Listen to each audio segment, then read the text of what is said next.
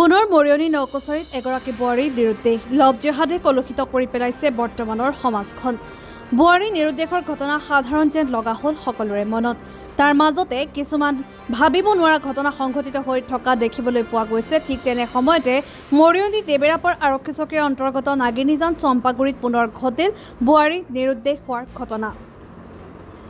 স্বামী সুনীল মুণ্ডাৰ অভিযোগ অনুসৰি প্ৰায় এবছৰ মানৰ পৰা ব্যৱসায়িক সূত্ৰে অহা এজন বিহাৰী সম্প্ৰদায়ৰ যুৱকৰ সৈতে তেওঁৰ পত্নী প্ৰিয়া মুণ্ডাই চিনাকি হৈ অধিক সময় ফোনত কথা পাতি থাকিছিল আৰু দুয়োজনে ফটো মাৰি ইনষ্টাগ্ৰামতো ফটো আপলোড কৰিছিল। স্বামীয়ে সকলো কথাৰ উমান পাই পত্নীক সোধপোছ কৰাত কাজিয়াৰ সূত্ৰপাত হয় আৰু মহিলাগৰাকীয়ে নিজৰ মোবাইল ফোনটো ভাঙি পেলায়।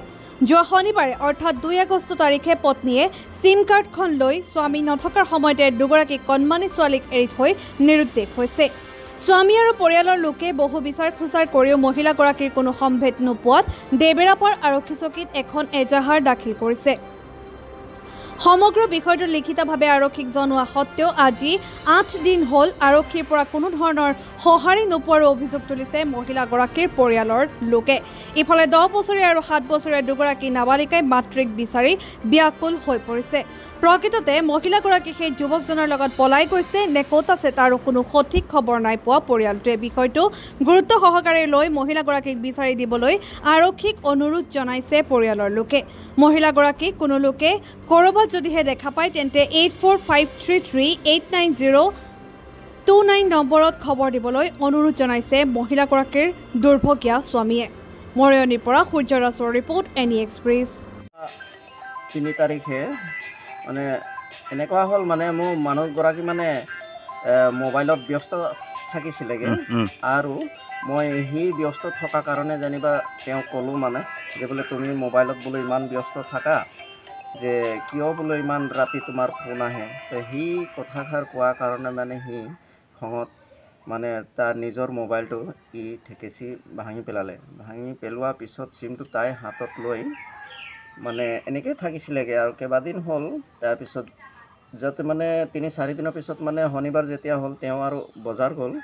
বজাৰ গৈ মানে ল'ৰা ছোৱালীৰ কাপোৰ আৰু স্কুল বেগ এখন আনিলেগৈ। তাৰপিছত মানে আনি চবকে দিলে আৰু ল'ৰা ছোৱালীক আৰু মানে প্ৰায় ৰাতিপুৱা 9:30-10টা বজাত মানে সি ঘৰততো কোৱা নাই মানে ল'ৰা এটাক লৈ গ'ল, সৰু ল'ৰা 7 বছৰ 8 বছৰ। তাক ক'লে যে মানে যে বোলে টমটম এখন বিচাৰি দিয়া মই চাৰিআলি যাম। সেই বুলি মানে তাক লগত লৈ গৈ মানে টমটম এখন মানে বিচাৰি আকৌ ল'ৰাটোক কৈ পঠালে বোলে যে বোলে মই চাৰিআলি যাম আৰু বোলে পইচা উলিয়াবলৈ গৈছে বুলি কবি। সেই বুলি মানে তেওঁ ওলাই যোৱাত মানে আজি প্ৰায় 8 দিন হৈছেগৈ ওলোৱা নাই। আৰু আমি মানে থানাত তাইৰ বিষয় লৈ মানে এজাহাৰ এখনো দাখিল কৰিলোঁ।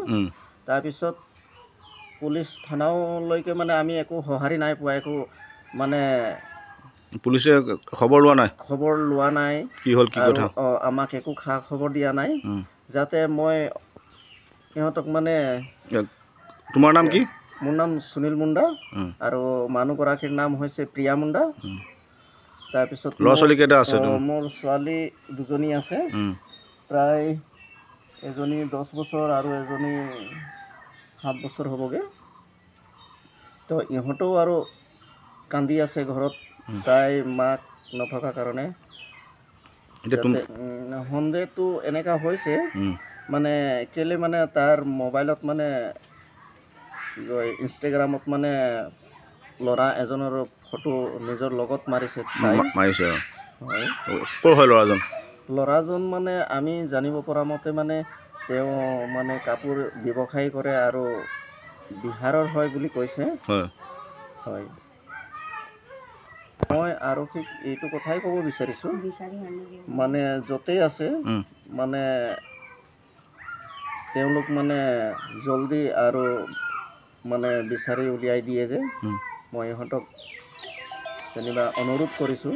মোবাইল ভঙা নাই, চিম তেওঁৰ লগত আছে, চিমটো লগত লৈ গৈছে কি। ঠিক আছে।